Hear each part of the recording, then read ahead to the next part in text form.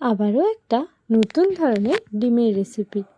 প্রথমেই আমি 6টা ডিম একটা পাত্রের মধ্যে নিয়ে ভালো করে নুন আর কাঁচা লঙ্কা আর পেঁয়াজ কুচি দিয়ে ভালো করে ফেটিয়ে নিয়েছিলাম। আর এই ফেটানোটা অনেকক্ষণ ধরে আমি ফেটিয়ে নিয়েছিলাম।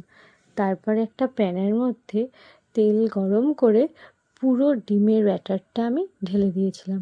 ঢেলে দেওয়ার পরে পুরো 15 মিনিট ধরে আমি এটাকে স্টিম করে নিয়েছি।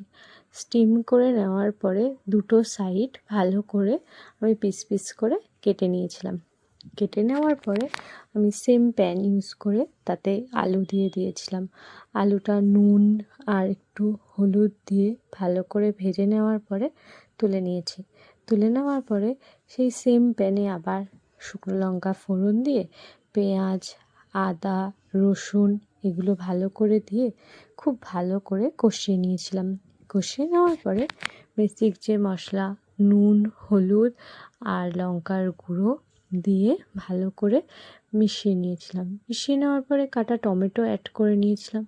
অ্যাড করার পরে ধনে জিরের গুঁড়ো আর সামান্য মিষ্টি দিয়ে ভালো করে কষিয়ে নিলাম। কষিয়ে নেওয়ার পরে আলু দিয়ে সামান্য জল দিয়ে ডিমগুলো সেই পিস পিস করে ডিমগুলো আমি দিয়ে দিয়েছিলাম।